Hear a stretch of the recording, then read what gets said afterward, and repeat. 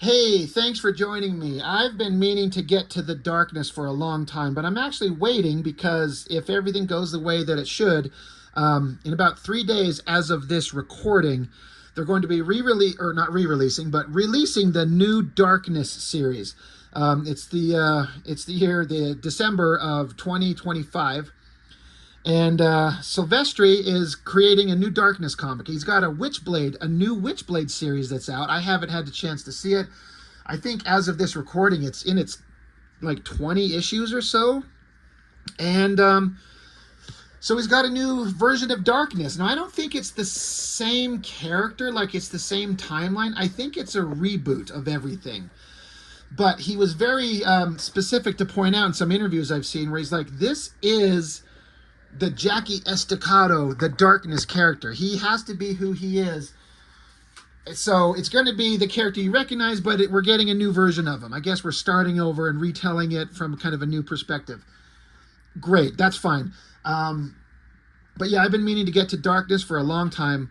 Marc Silvestri, if you watch my channel, you know that if I was forced to list my single most favorite artist in comics of all time, I could never name one. It could rotate out of several people, but Marc Silvestri is absolutely one of them.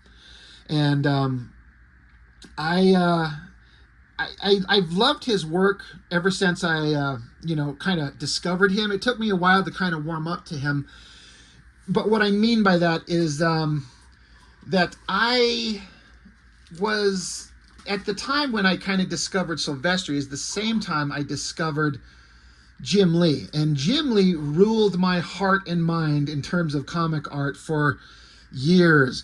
And it took me a long time to kind of get on board with Silvestri to the level that I have got to now, where I still like Jim Lee's art, and his comics and the stuff that he's done in varying degrees have inspired me, and it's been one of my favorite things forever, but especially when I was a young teenager.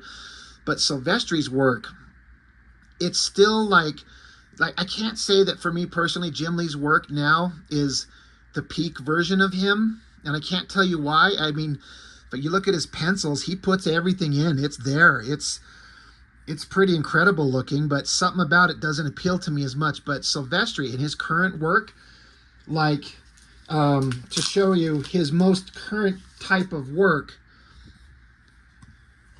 is this kind of stuff where he's inking himself using a very scratchy art style. This is some incredible stuff that's just absolutely fantastic. It's my second favorite version of Silvestri's work. I personally prefer his work on Wolverine, inked by Dan Green, but it's all fantastic. But yeah, Silvestri's work he's one of those guys who I kind of feel like he has never lost a step. Everything he does is so profoundly skilled and dynamic and interesting. I can't get over how great it can look. This is beautiful. I want an artist edition of this. Something, please. The Darkness, when it was coming out, because Silvestri got done doing Cyberforce and handed that off to David Finch and hadn't been drawing comics for a bit. And so this was his new title, the big thing he was coming back on to do, The Darkness. And it was hyped up. It was a big deal. And so I was super excited for it. And like a lot of things when it come out, I kind of liked it. And I think I was kidding myself into thinking that it was better than it actually was. I kind of feel like The Darkness is kind of like Spawn, where the concept doesn't really lend itself to last like a long comic run, because it just starts repeating the same themes, like a good graphic novel, a few short good stories, but then it just kind of needs to end. I don't know. That's kind of what I felt about this series. But anyway, at the time when it was coming out, I was super excited for it. And, like I said, Silvestri, he's the guy where when I think about it, out of all the Image guys, if I had to come up with a reason or a way to rank who I like the most, I'd have to say it's a tight race for multiple reasons. But out of all the Image guys, to me, Silvestri's the best in every way that matters to me. I like Todd McFarlane a lot. I like him, his personality and his take no prisoners attitude. and he's done some incredible artwork that I just love, but he doesn't draw comics anymore, and his stuff kind of is not always that fantastic. Jim Lee, like I said, his Uncanny X-Men work to me is some of the best comics I've ever read visually. Love it, but he's kind of wavered, and he's drawing Batman, which I don't care about. Rob Liefeld is Rob Liefeld. Eric Larson's up there very high for me because his Savage Dragon run, which he's still doing to this day,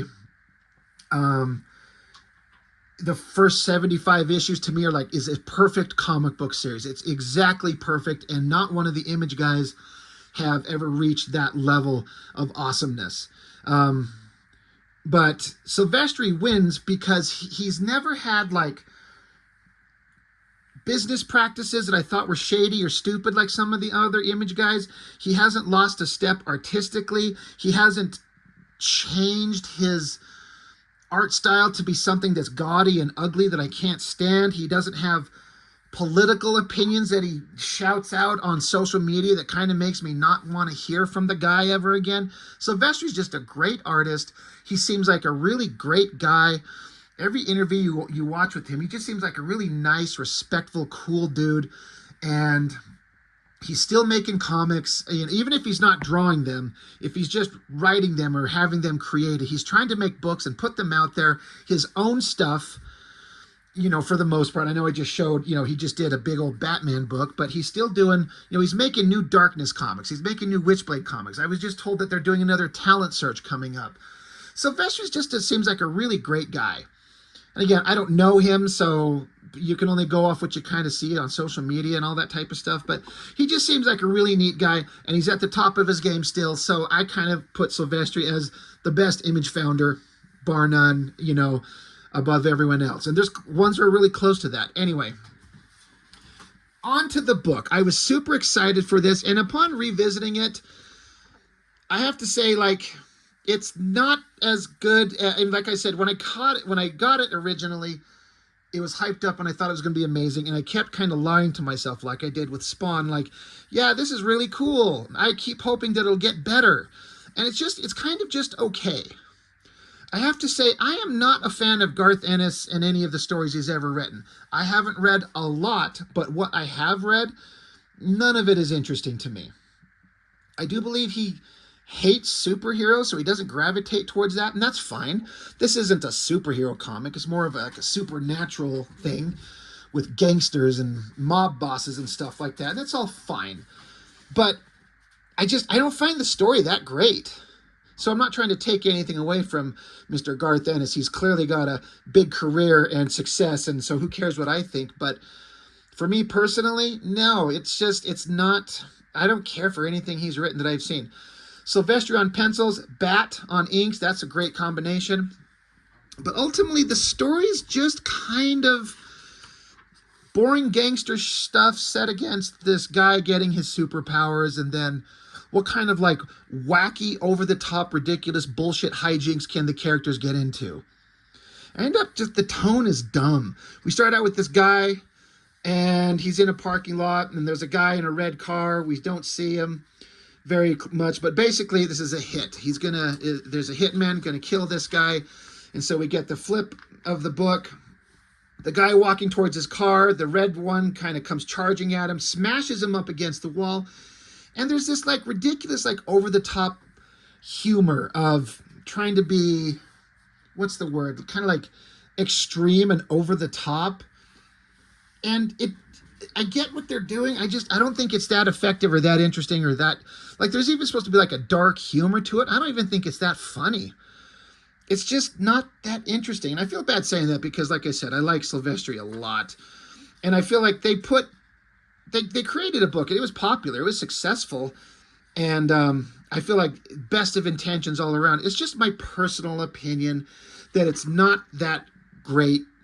So I am curious to see what the new book will be like. I plan on picking it up. I hope I can get my hands on it.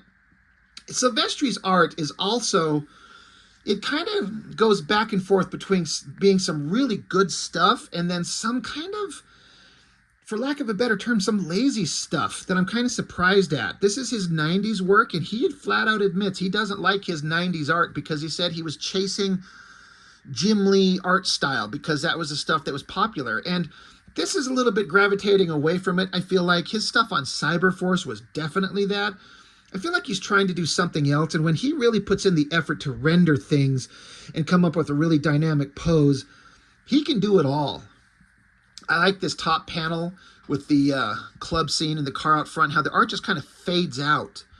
Like it's not in like it's not contained within a border of a panel exactly. The art just kind of fades out. So it's kind of interesting. So Jackie Estacado, I think he's a 20-year-old, I was gonna say kid, but he's a grown man, but 20 years old, just a punk kid, and he's a hitman for a mob boss. So he's kind of a conscienceless, remorseless killer, and this is supposed to be our hero, but it's anti-heroes, violent characters. It's a thing. Like, I get it, but he's not likable to me. And he never was. They in later issues try to interject him with some kind of humanity and having some self-reflection to make him relatable and kind of likable. But I don't know. Someone like this is kind of a narcissistic psychopath. He's a monster. And he just gets the powers of like unbelievable creation. So this isn't good. Anyway. He's a cool guy. There's the hot girl that works at the bar. They've been friends since they were kids, I believe, and she's kind of got a crush on him, but she has to sit back and watch him ignore her while he hits on the ditzy, brainless broads at the bar. And I've always thought this was kind of an unfortunate tangent that I bet you if even Silvestri would, own up to this top panel, you got the silhouettes of the girl and the guy, of the whatever this chick is, and then Jackie. But then the panel right below it, the angle switches. So we're seeing this is the body of this girl. But the way it's lined up, like this silhouette of the face, looks like it's attached to the neck and the titties of the hot girl. That's a tangent right there. And it looks weird. Silvestri's been known to draw, like, as far as I'm concerned, some of the hottest women in comics. This is a not bad, but not the best version of what he can do. There's some other versions that we'll see. It doesn't matter to some people, but, I'm a guy. I'm an artist. I appreciate super attractive women in comics. I mean, why not? Especially, it depends on the kind of comic that you're doing and, what the point of it is. But drawing super hot babes, I mean, like, sure, I'm here for it. That's pretty good. It's not the best version that he can do. These faces are kind of weird looking. So Jackie's back at he's got the girl back at his apartment. They're going to get it on. And then we meet some kind of major character antagonist. I think that face shot, this is something that Silvestri's always been good at, is taking a really interesting face, especially if it's an old kind of monstrous looking face, and giving it lots of layers of the planes of the face where the shadows are cast up on it. He does uplighting on faces really well. I've noticed that in a lot of his works. I mean, he can draw anything well, but he's really good at that uplighting. That shot looks really cool. I would just love to see this shit in black and white because Bat's inking is just fantastic. I met him once. He came to a local comic convention about, I want to say 3 years ago, and he had a table right across from me. So I went over and I talked to him. I chatted him up. He talked to me about working at Top Cow, about working with Silvestri. We talked shop about I was like, how do you throw these ink lines? And he's just like, practice and technique. And he uses the Hunt 102, but he's like, but you can't use the Hunt 102 fresh out of the box. It's too sharp. You got to use it a little bit and, for lack of a better term, dull it up and get a little bit of flex on it before you can do these long sweeping lines that you throw. It was really neat. He was a really neat guy to sit there and talk to. I actually bought a couple of prints from him. Really neat guy.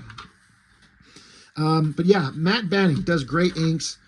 And now we get introduced to the Angelus, I think is how you say the name. Some hot mega babe chick, which we'll see more of. Just another character in this world that's very much curious about the goings-on of Jackie Estacado. Like, this guy's watching, she's watching. This shot right here is kind of interesting, how this panel, like the girl's in this throne and there are these other creatures around her, and then the shadows just kind of form into the skyline of is it the Chrysler building? Is that right? I've never been to New York. to kind of transition to that panel shot. That looks awesome. This kind of a... They're watching him fuck this girl on their, like, magic mirror. And, like, this shot, this silhouette, she's, like, going down to suck him off. Which, you know, yahoo. But back the next day, so now we get into, like, the... boy, I cannot tell you how much I'm not interested in, like, Italian mob boss gangster shit. Just not interested. And the way that Garth Ennis writes this stuff is it's supposed to have, like, this, again, this over-the-top, ridiculous, like, no one writes shit like this. This his dark sense of humor. It's supposed to be so... I was always touted as this really interesting kind of writing approach. And I'm not into it. I don't think it's particularly funny. I'm not having a chuckle at any of this. But again, that's me giving a critique to a professional popular writer. So again, what the fuck do I know? Part of the humor is they kind of figure out that they're having a clash with a separate mob boss faction, and they're screaming at each other on the phone. And because Jackie, he killed, this guy that he killed at the beginning of the issue was related to the other mob boss. And now they're like, why are you whacking my people? And like, well, fuck you. I didn't know about that. So fuck you. They're yelling at each other. They think somebody ratted him out. And so they look at this dude, this like fat slob that's part of their group. And they're like, hey, why are you sweating, man? Did you rat us out? Why are you sweating so much? He's like, dude, I always sweat. I'm just a fat slob.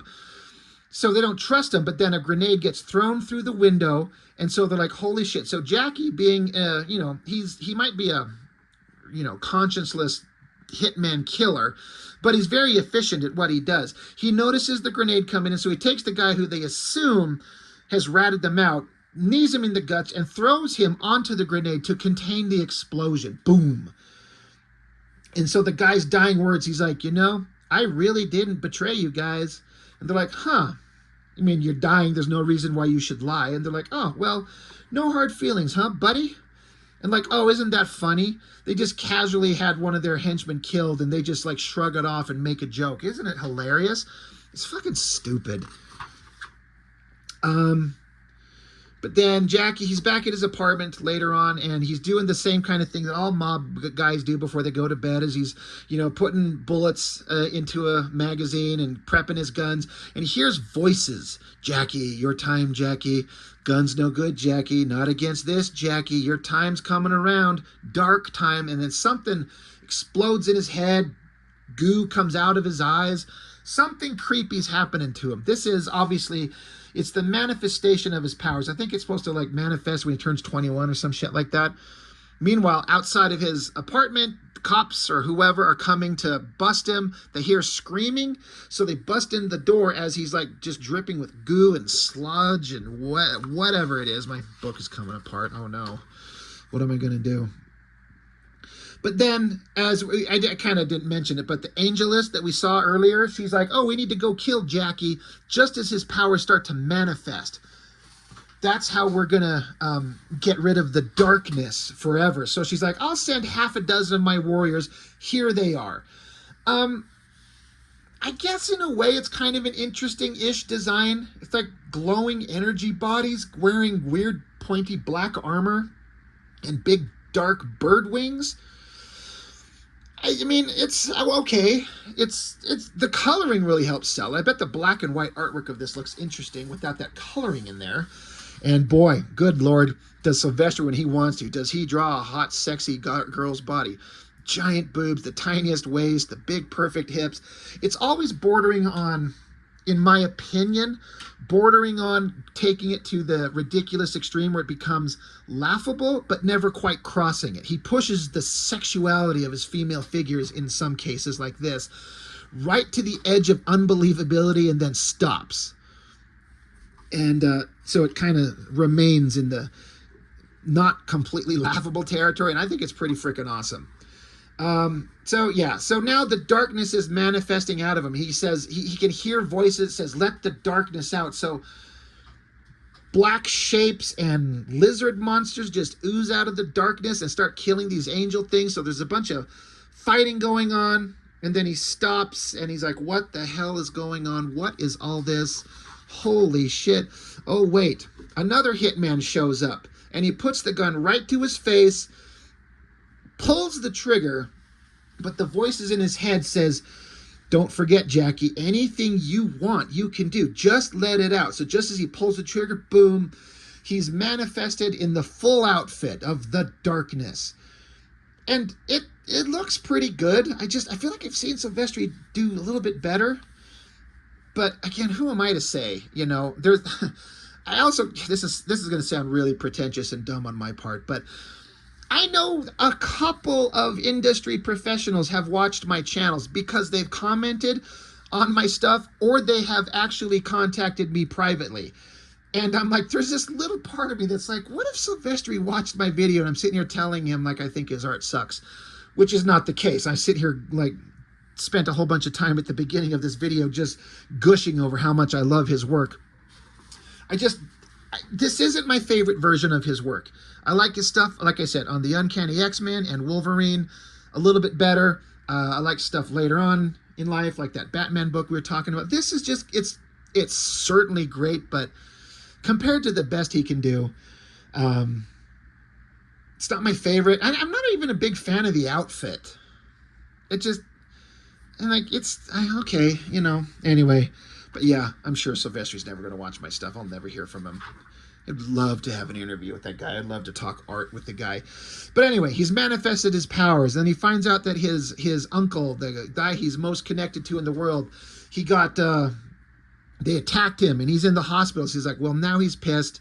He's got all these powers. So he's going to go get the guys that are attacking him. So he goes to the rival mob boss's place. The rival mob boss leader sitting on the toilet taking a shit because it's funny, right?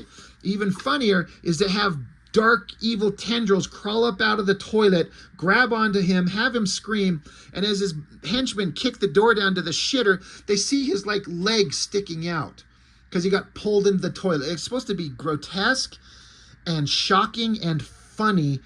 I just don't think it's either. I get it, but it's just my personal tastes. I just gravitate towards different things. But rival mob boss guy is dead, so now Jackie's like, all right, I got these darkness powers. I can manifest these evil monsters. I'm awesome, but what does this mean for me? What is it going to mean for my future? So that's the end of issue 1. I think we're going to look at issue 2 as well. I'm just flipping some comics off to the side so I can find them. I guess it's kind of a okay setup for a first issue. You got to meet the characters and get the powers going. There was action, there was blood, there was tits, there was cars, there's humor, I guess. It doesn't, I'm not a big fan of it.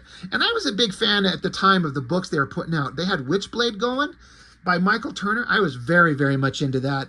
Cyberforce was churning out some stories I was kind of really digging. And so I was really looking forward to this. And again, at the time, I would have told you it was amazing, but subsequently, not my favorite. Another weird thing is like, it felt like Silvestri was giving his artists the opportunity, once they had drawn some books, like, hey, create a new title. So D. Tron and Billy Tan Mungkoi, I hope I'm saying that name correctly, they created a book, and I believe this is their creation. Yeah, because the credits, the copyright, are them specifically. Tao, is it Tao or pronounced Dao? I've heard it both ways. I'm not sure. I would love to know. But my problem with this is the instant I saw that, I'm like, a dude with long dark hair and a hot girl with kind of lighter colored hair with spiny little tendril things coming off them. It's just the darkness in the Witchblade. Now, it's not. They're separate characters in their own story, but from a design aesthetic, like at a glance, this looks like the darkness in the Witchblade. I kind of think that maybe Silvestri would kind of art direct them to suggest they changed the look of them a little bit so it wouldn't be confused. But I looked at that, I'm like, it's just the darkness in the Witchblade done by other guys who are not as interesting as the guys doing the Witchblade in the darkness themselves, so I'm kind of instantly not interested. That's not fair, but that's just kind of the reality of what it was. So anyway, that was issue 1. You know, it's fine. Let's look at issue 2. That's kind of a not a bad cover. You know, the covers side by side. I actually have to say, I kind of think that cover, it works pretty well. Number 2, he's standing there. These darklings, they call them. These little lizard monsters that he can manifest from whatever evil realm or whatever they are. I do have to say that one of the things that I think a lot of people kind of mention as one of their favorite things is eventually these little darkling, these little lizard monsters, they end up being able to talk, and they make a bunch of stupid jokes. And I got really sick of the jokey darklings. Like, none of it was funny. I didn't find it entertaining. I thought I shouldn't be laughing at this. It should be kind of horrifying, is my kind of opinion on the take of the book, the way I feel like it should read. But I don't know. I'm not a huge fan. Art-wise, though, again, looks pretty dang fantastic. So, starting out, same creative teams. Jackie's waking up outside of the bar. The waitress who works in the bar, who knows him, who's kind of secretly in love with him, she's like, dude, you're falling asleep out in the trash. Did you get drunk and go fuck a bunch of, gross prostitutes? That's awesome. I hope you're living your best life, buddy. So they go inside. She gives him some coffee. She kind of takes care of him. So we're kind of getting the basic setup of, again, he knows her. They've been friends, I think, since they were kids. But he doesn't see her as a romantic interest. But, of course, she's the good person, the one who actually cares about him. But he doesn't see it. I really like this side profile shot because I really like the rendering and the inking going on. Again, props to Bat for inking the hell out of this. I always thought that looked good. But then he gets kind of a flashback of all the crazy shit that just happened to him. Screaming faces and monsters and all the kind of insanity that happened in the previous issue. He's like, holy shit, I thought it was a dream, but it's not a dream. So now we cut over to mysterious bad guys. In issue 1, we saw just a hint of them with that face shot that I was talking about that I thought looked so good. These guys, whoever they are, it's kind of interesting with the heavy blacks and then the light from like the fireplace, the fire, whatever this is, the glowing lights. It lends itself to heavy shadows and great penciling and inking. It's kind of fine, We've got to set up the story. These are like disciples or devotees of the darkness power itself. And there's this guy, whatever his name is, they say it somewhere, but I don't remember. But he'll end up being kind of the Obi-Wan Kenobi to Jackie Estacado's Luke Skywalker. He's like the old wise guy who knows about all the shit, except they're evil assholes. Back with Jackie, his mob boss uncle, he's in the hospital. He took a bullet. He's almost going to die. They're like, holy shit, things are crazy. And Jackie's like, all this insanity is going on in his life, in addition to the fact that he now can control this super powerful evil entity or whatever it is. So there's a lot of dialogue and back and forth, just setting up character moments. See, again, this is where we're supposed to be having like empathy for the dude. He's stopping and thinking to himself about how the one person in this universe and this world and his existence that he cares about, his mob boss uncle or whatever he is, he's in the hospital dying. In addition to all that, he's got all these crazy powers. So he was given a hint by one of these dying cops or whatever he is. He's like, hey, you're the one. You have to go to Liberty. And so Jackie's like, what the hell did he mean by go to Liberty? What did he mean? He's like, oh, wait. Liberty. Duh. Could mean one thing. They are in New York. So before we get to him obviously going off to the Statue of Liberty, we get back with the Angelus.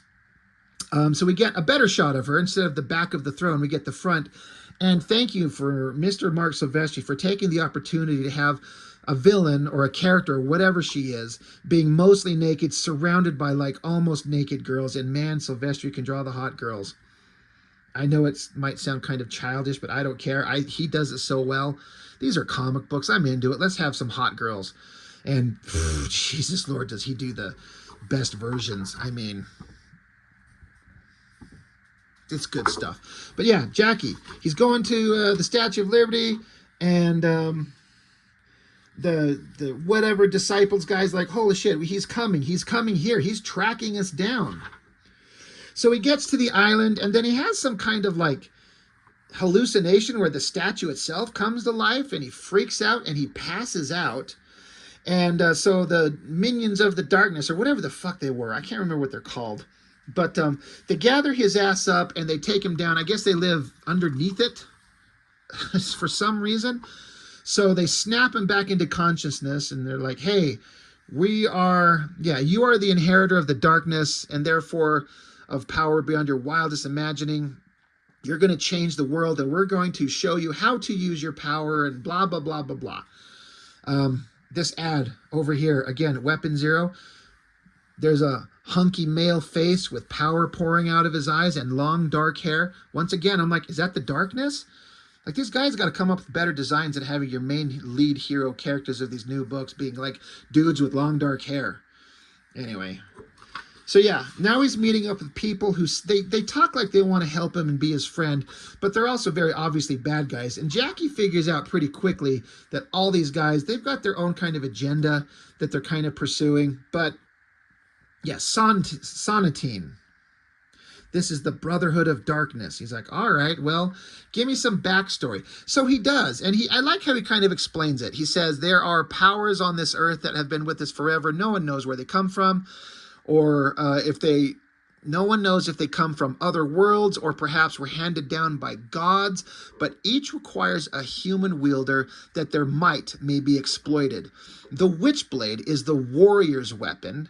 The Cursed Angelus is the agent of tyrannical law and order, but the greatest of all is the Almighty Darkness, a glorious entity of chaos and wild abandon.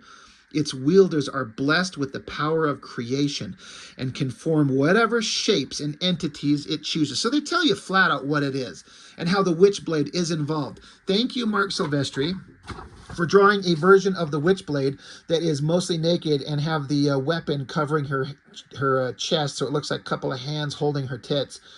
Thank you. I'm a fan. Great, awesome big shot there of the face. So yeah, they're kind of explaining what the darkness is and how his ancestors, it's a genetic line passed down. And this is one of his past wielders back in the day. Looks like a pirate. So they kind of just explain all this shit. And, I guess Jackie, he's like, I don't know if I believe you guys. And I don't think I'm believing any of your bullshit. I'm going to go at it myself. So he goes to get his gun. But the bad guys already have his gun. So then Jackie is just able to he manifests his power. So now we got to flip the book on its side. So there's Jackie. That's a pretty awesome shot. The power is an awesome shot of the arm and the side of his body. Like, it looks pretty awesome. The monster's coming along. And so Jackie just unleashes all these monsters onto these guys who are supposed to be the Brotherhood of the Darkness. This guy pulls out some kind of like magical talisman that shoos them away. So he kind of knows how to fight back against them. But Jackie's like, all right, fine, I'll let you live, but I'm going to go. So he walks off and leaves them. And they're like, well, he'll make his way back to us. Like, you kind of understand the basics of the story. So we get this big, awesome shot of Jackie as the darkness looking cool. Again, some time passes. We're back at the club. He's hanging out with the hot bartender chick. And then he looks across the way and there's this like stunningly fucking hot girl. Now, I was saying how in the first issue, how this shot that he did of hot girl is kind of good, but not the best version of what he can do. And I was making the point, I'm sure a lot of you are like laughing at my stupidity of my opinion on this, about how Silvestri will take the anatomy of these characters, specifically women, and push it right up to the realm of embarrassing and ridiculous, but stop just short of it, and making them insanely hot, but not into the like over the top, like dumb looking. I don't know how else to put it, but this is like a perfect version of exactly what I'm talking about. He put some time into that, and that is one of the hottest looking girls I've ever seen him draw. And it's not just the hot rack and the tiny waist and the big legs, but like the face, the sultry eyes, the lips, the long hair, the body language. I mean, I know she's just sitting there with her legs crossed, like whatever. Like, he draws the hottest girls, and I know I've said that 100 times, but man, is that like, that looks fantastic. He's so good at that. Inking looks incredible. Like, man, Silvestri draws the hottest girls. And Jackie Estacado, he notices. She's been put there for a reason that we don't know yet, or maybe we do. I can't remember if they mentioned it. She's basically an agent of the Angelus sent there to seduce him. But he doesn't know that. Of course, Jenny is her name, the girl that he knows. She just has to watch him go off with the, next blonde-haired, super huge titted babe. So he goes off and can fuck her. Meanwhile, while he takes off, Sonatine, the guy who's the leader of the Brotherhood of the Darkness, he shows up at the club. He's trying to track down Jackie. He's going to keep trying to convince him, like, you got to come be with us. And so he asks the girl, he asks Jenny, she's like, where is he? And she's like, well, he left. He's gone. Who are you? And like, wait, he left? Did he meet someone? Did you mean a woman? And she basically confirms, like, yeah, he left with a woman, but who the fuck are you? I'm not going to tell you anything. And Sonatine, the bad guy here, he's like, holy shit, oh my God, he's gone home with a woman. He's a dead man. He's going to wreck everything. And they're like, wait, what? We have to find him. We have to stop him. We have to stop him from having sex. That's the last dialogue box on the last panel of the last page of this issue. Again, it's supposed to be like, oh my God, what a ridiculous thing. We have to stop him from fucking somebody. Why? Well, spoilers, if he fires his dark seed inside some woman's, little uterus there, it passes along the darkness power and becomes... The child now inherits the darkness powers, and the wielder who had it previously, as soon as he fires his hot darkness load inside her and it creates a life, he dies. That's how the current wielders of the darkness end up dead, is by pumping a baby into somebody. And as soon as that genetic material finds its place, the darkness entity passes to the baby and the current one dies. So they can't let him go fuck some hot blonde. Now, are you going to stop Jackie from banging that? I say no. And so, issue 3, what could ruin a perfectly good night out? Horny chicks. And then it says, wait, that's not right, is it? Like, they're trying to be funny. I get they're at a lighthearted kind of sense of humor about it. I get it. Sure, it's cute.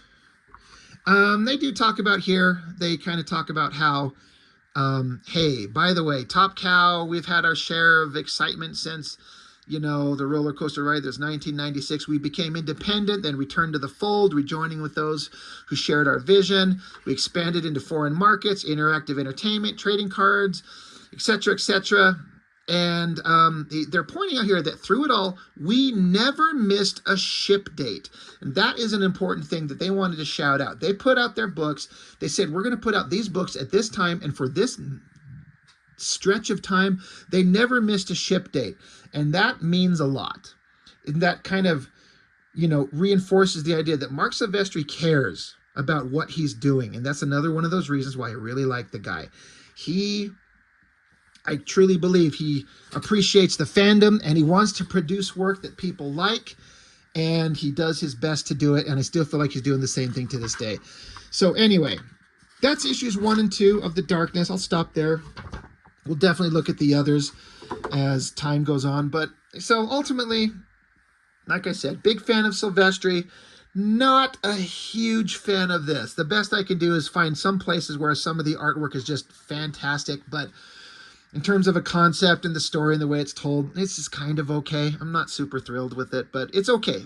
I'm curious to see what the new book looks like. I'm going to do my best to pick it up, see if I can get my hands on it, and we'll see if it's better. I mean, I imagine it probably will, but because it's Silvestri writing, it's not Garth Ennis. Silvestri's writing the book, and he seems really enthusiastic about it, so I'm excited to see what it's like. So anyway, hey, Mark Silvestri, hit me up. I'd love to interview you, dude. It'd be the crowning achievement of my life to be able to speak with Mark Silvestri. Anyway, that's all I've got for now. Thank you for joining me. I really appreciate it. I'll see you next time.